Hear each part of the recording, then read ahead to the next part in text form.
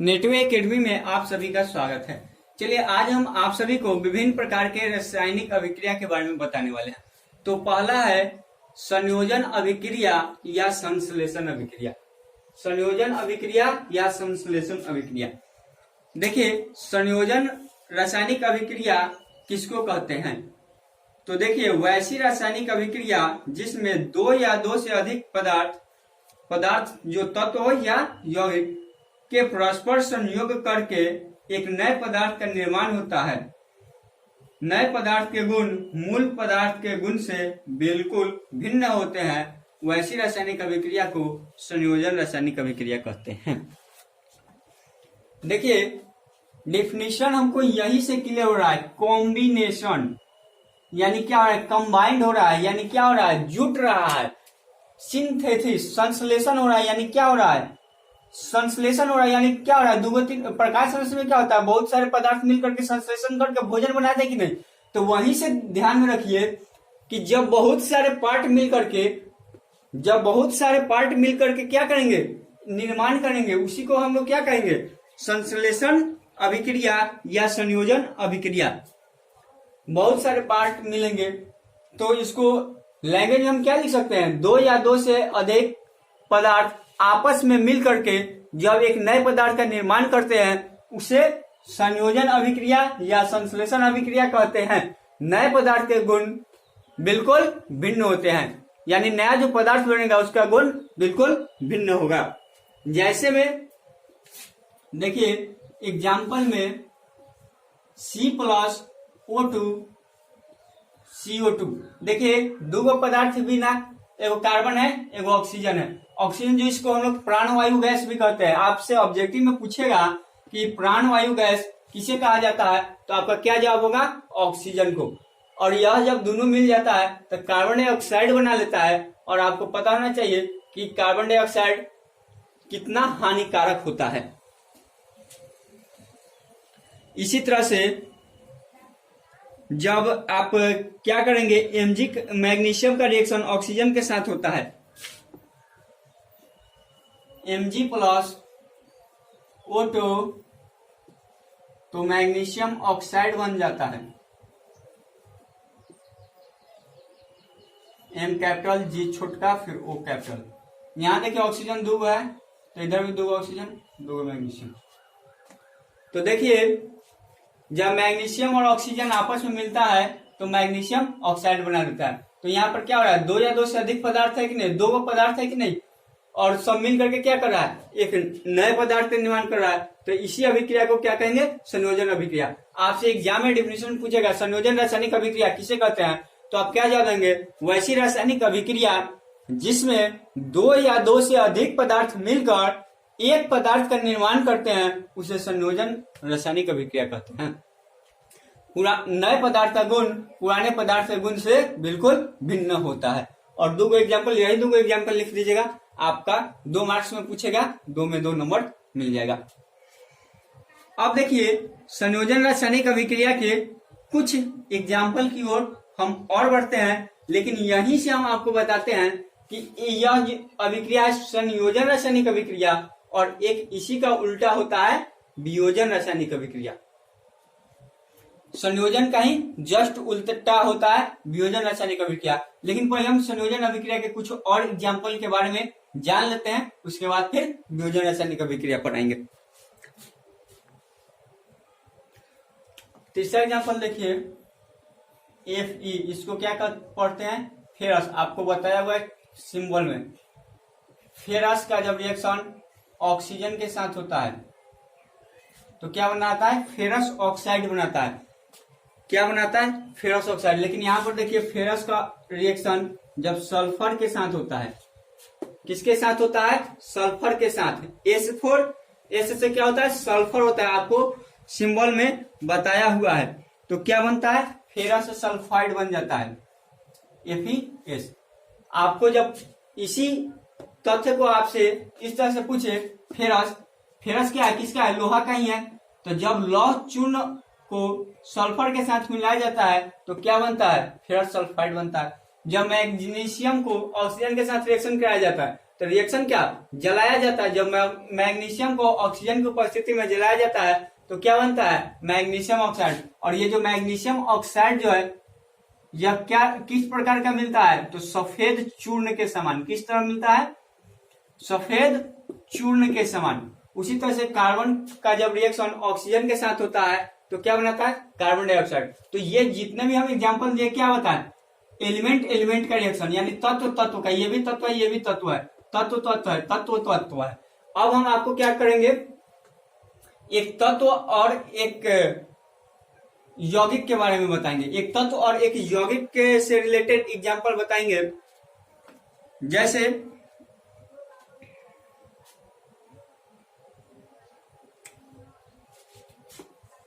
CO plus O2 CO2। ये देखिए CO क्या है इसको कार्बन मोनोऑक्साइड पढ़ते हैं। इसको क्या कहते हैं कार्बन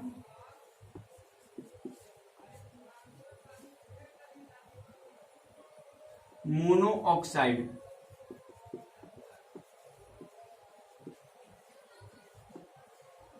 ये क्या है हमारा कार्बन डाइऑक्साइड। तो देखिए आपसे ऑब्जेक्टिव में ये भी पूछ लेगा निम्न में से कौन कार्बन मोनोऑक्साइड का सूत्र है। ऑप्शन दे देगा एक CO एक CO2। इसी तरह से दो ऑप्शन और कुछ देगा तो आप राइट जवाब क्या देंगे CO। कार्बन मोनोऑक्साइड का सूत्र क्या होता है CO।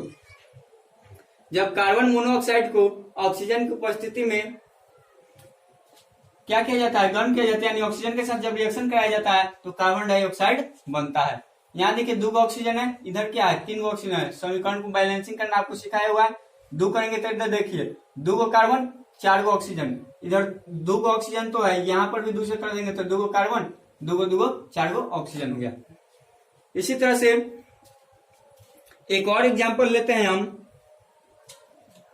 जैसे SO2 प्लस O2 ये क्या है सल्फर डाइऑक्साइड है। ये क्या है सल्फर डाइऑक्साइड। ये क्या है हमारा ऑक्सीजन है बना क्या लेता है सल्फर ट्राइऑक्साइड SO3।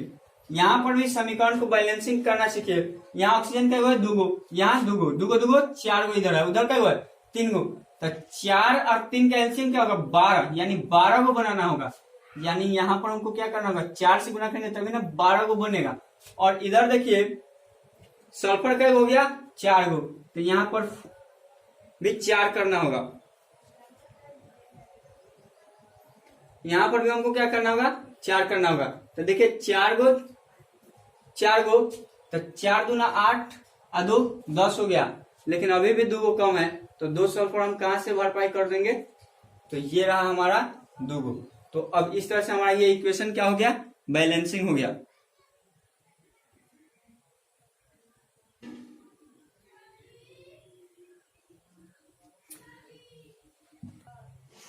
अब चलिए अब हम क्या करते हैं यहां से एक तत्व और एक यौगिक का बता दिए। अब हम क्या करते हैं एक दोनों यौगिक लेते हैं। दोनों यौगिक का एग्जांपल देते हैं। ये सब क्या है संयोजन अभिक्रिया या संश्लेषण अभिक्रिया का ही एग्जांपल सब है। किस तरह से 2 मिल करके एगो का निर्माण कर ले रहा है।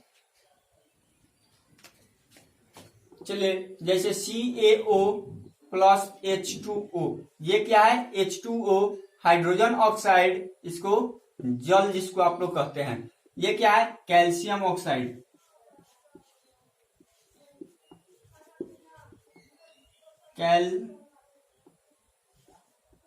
कैल्शियम ऑक्साइड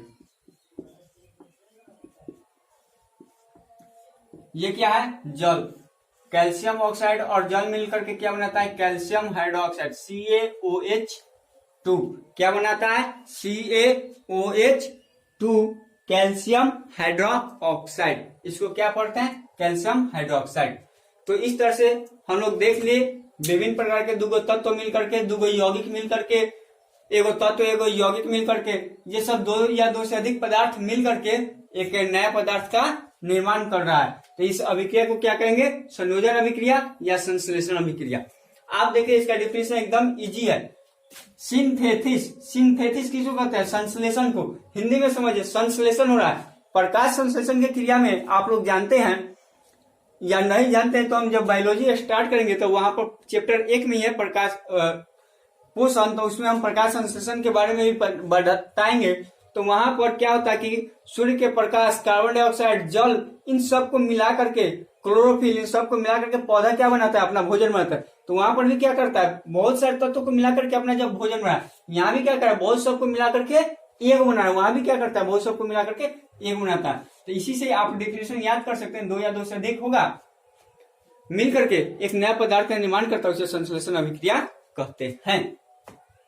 अब इसके बाद में आता है संयोजन का जस्ट अपोजिट वियोजन अभिक्रिया। दूसरा क्या आता है, वियोजन अभिक्रिया या अपघटन अभिक्रिया। दूसरा क्या आता है हमारा, वियोजन अभिक्रिया या अपघटन अभिक्रिया। देखिए इसको नहीं मिटा रहे हैं, इसी से रिलेटेड है वह, इसलिए हम इसी से समझा देंगे। दूसरा क्या है, वियोजन।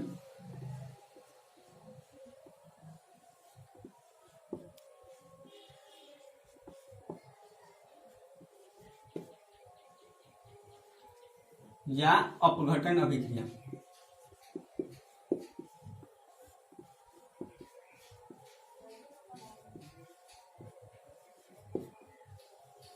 दूसरा है हमारा वियोजन अभिक्रिया या अपघटन अभिक्रिया। क्या है, वियोजन अभिक्रिया या अपघटन अभिक्रिया।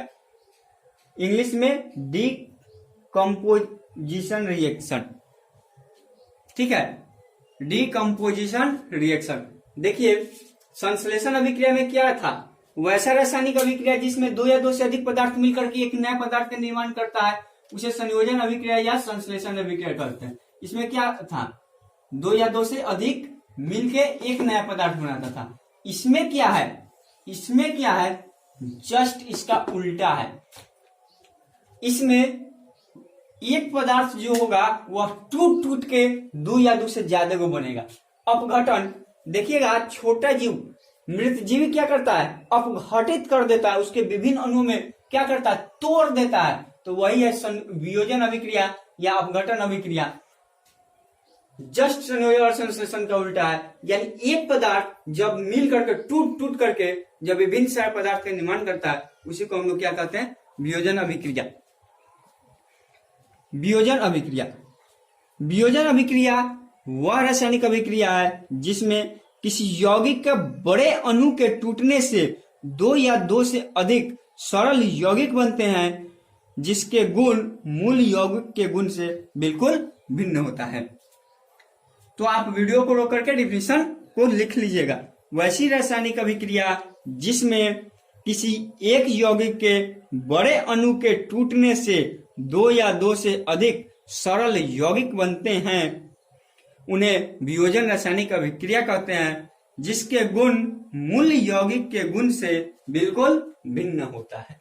तो आपको बता दिए, आप अपने भाषा में भी लिखिए, एक पदार्थ टूट टूट के जब दो या दो से अधिक पदार्थ का निर्माण करता है, उसे वियोजन अभिक्रिया या अपघटन अभिक्रिया कहते हैं। अब देखिए इसका हम एग्जाम्पल लेते हैं। वियोजन अभिक्रिया या अपघटन अभिक्रिया का अब हम आपको क्या देते हैं, एग्जाम्पल देते हैं। जैसे में देखिए वहां पर क्या हो रहा था, जितना भी अभिक्रिया था, दो गो तीन गो एक दो गो मिल करके एगो बना रहा था। यहां पर क्या होगा, एगो रहेगा और वह टूट के दो गो तीन गो बनाएगा। जैसे में कैल्शियम कार्बोनेट CaCO3, इसको क्या पढ़ते हैं,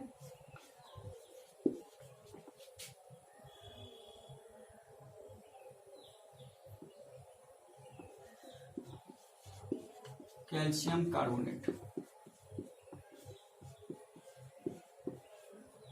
ये क्या है, कैल्शियम कार्बोनेट। देखिए आपसे एग्जाम में पूछेगा निम्न में से कौन कैल्शियम कार्बोनेट का सूत्र है। इसको याद कर लिया, कैल्शियम कार्बोनेट का सूत्र क्या होता है, CaCO3। हम एक बार लिस्ट नहीं लिखवा रहे हैं, जैसे जैसे आ रहा है एक एक करके बता रहे हैं, ताकि आपको याद करने में भी आसान होगा। निम्न में से कौन कैल्शियम कार्बोनेट का सूत्र है, तो आपको जवाब देना होगा CaCO3। तो देखिए जब कैल्शियम कार्बोनेट को क्या होता है, जब कैल्शियम कार्बोनेट का जब हम रिएक्शन करवाते हैं, यानी उसको हीटिंग करते हैं, तो वह क्या होता है, टूट जाता है और टूट करके कार्बन ऑक्साइड और कैल्शियम ऑक्साइड बनाता है, CaO। इसको क्या कहेंगे, Ca से कैल्शियम और O से ऑक्सीजन, तो oxide, calcium oxide plus CO2 बनाता है। CO2 क्या है, गैस उत्सर्जित हो रहा है। तो गैस का उत्सर्जन का चिन्ह आपको ये सब बताए हुए पिछले वीडियो में, तो आप उस हिसाब से कर सकते हैं। कैल्शियम ऑक्साइड को क्या कहा जाता है, कली चूना भी कहा जाता है, जिसका उपयोग सीमेंट के निर्माण में होता है।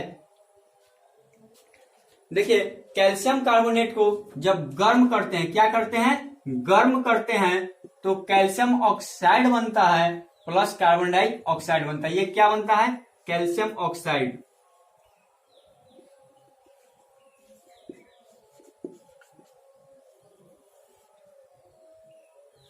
कैल्शियम ऑक्साइड, इसे कली चूना भी कहते हैं। क्या कहते हैं, कली चूना। कैल्शियम ऑक्साइड को कली चूना भी कहते हैं और इसका उपयोग सीमेंट कंपनी में सीमेंट बनाने में होता है। तो आपसे पूछ लेगा कली चूना किसे कहते हैं, निम्न में कली चूना कौन है, आपको ऑप्शन देगा कैल्शियम ऑक्साइड, कैल्शियम कार्बोनेट, कुछ कुछ देगा, आप क्या चुनिएगा, कैल्शियम ऑक्साइड। इसी तरह से जब पोटेशियम क्लोरेट को गर्म करते हैं तो पोटेशियम क्लोराइड बनता है, KClO3। इसको क्या पढ़ते हैं, पोटेशियम क्लोरेट।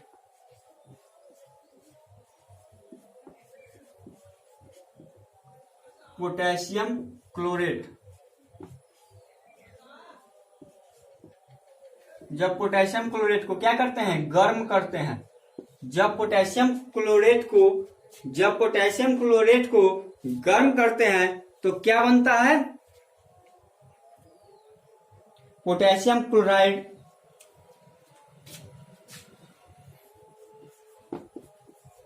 और ऑक्सीजन गैस निकलता है। देखिए, यहाँ 3 गो ऑक्सीजन है, यहाँ 2 गो ऑक्सीजन है, बराबर कीजिए, 2 से कीजिएगा तो इधर 6 गो, तो यहाँ पर 3 कर दीजिए, इधर भी 6 गो, लेकिन यहाँ 2 गो के और 2 गो क्लोरीन, तो यहाँ भी 2 कर दीजिए। तो इस तरह से समीकरण हमारा क्या हो गया, बैलेंसिंग हो गया। तो जब पोटेशियम क्लोरेट को गर्म किया जाता है तो क्या बनता है, potassium chloride plus oxygen gas की उत्पत्ति होती है। तो देखिए, आप समझ गए होंगे संयोजन अभिक्रिया क्या है, वियोजन अभिक्रिया क्या है। वैसी रासायनिक अभिक्रिया जिसमें 2 या 2 से अधिक पदार्थ मिलकर एक नए पदार्थ का निर्माण करते हैं उसे संयोजन या संश्लेषण रासायनिक अभिक्रिया कहते हैं। वियोजन या अपघटन किसे कहते हैं, वैसी रासायनिक अभिक्रिया जिसमें एक पदार्थ मिल करके, जिसमें एक पदार्थ क्या करता है, अपघटित होकर या टूटकर 2 या 2 से अधिक पदार्थ का निर्माण करता है, उसे वियोजन या अपघटन रासायनिक अभिक्रिया कहते हैं। जिसमें नए पदार्थ का गुण मौलिक पदार्थ के गुण से बिल्कुल भिन्न होता है। बस ये डेफिनेशन लिख दीजिए, ये एग्जाम्पल लिख दीजिएगा, आपको आंख बंद करके 2 नंबर मिल जाएगा। ये सब क्वेश्चन एग्जाम में पूछता है। आपसे एग्जाम्पल में पूछ ले, निम्न में से कौन वियोजन अभिक्रिया के उदाहरण है, या निम्न में कौन वियोजन अभिक्रिया है, चाहे वियोजन या संयोजन किसे कहते हैं, कुछ भी पूछ सकता है। या संयोजन रासायनिक अभिक्रिया और वियोजन रासायनिक अभिक्रिया में अंतर स्पष्ट करें, तो ये भी पूछ सकता है। देखिए, अब आप सभी को हम सक्रियता श्रेणी बता रहे हैं। सक्रियता श्रेणी को समझिए, क्योंकि जब हम कल आप सभी को विस्थापन रिएक्शन और उभय विस्थापन जब पढ़ाएंगे, यानी एकल विस्थापन और उभय विस्थापन जब हम पढ़ाएंगे, तो वहां ये सक्रियता श्रेणी का बहुत ज्यादा रोल होता है। या फिर आपसे कभी 2 नंबर में पूछ भी ले, सक्रियता श्रेणी को दर्शाएं, तो आप इसी तरह से दर्शाइएगा। तो देखिए, सक्रियता श्रेणी क्या होता है, इसके बारे में सबसे समझिए। सक्रिय क्या होता है, वैसा धातु जो अत्यधिक रिएक्टिव हो, यानी बहुत जल्दी रिएक्शन करता है, उसे अधिक सक्रिय कहते हैं, और जो एकदम धीरे धीरे करता है उसको कम सक्रिय कहते हैं। कहने का मतलब कि अगर हम पोटेशियम को किसी चीज के साथ रिएक्शन जब करवाएंगे तो ये 1 मिनट में हो जाएगा। क्या होगा? 1 मिनट में हो जाएगा। लेकिन वही जब सोना का कराएंगे तो वह हो सकता है कि 6 महीना पर हो, चाहे साल भर पर हो।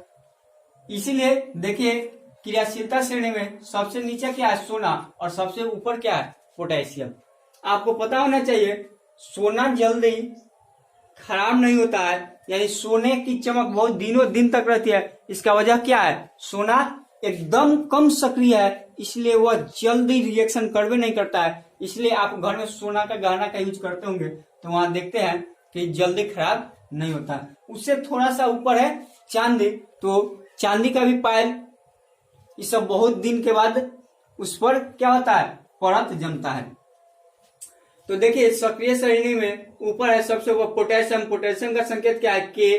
कैल्शियम का Ca, सोडियम का Na, मैग्नीशियम का Mg, एल्युमिनियम का Al, जिंक का Zn, लोहा का Fe, फेरस इसको पढ़ते हैं। इसको क्या पढ़ते हैं? फेरस। Fe से क्या होता है? फेरस। टीन का स्टैनम, इसको पढ़ते हैं फेरस।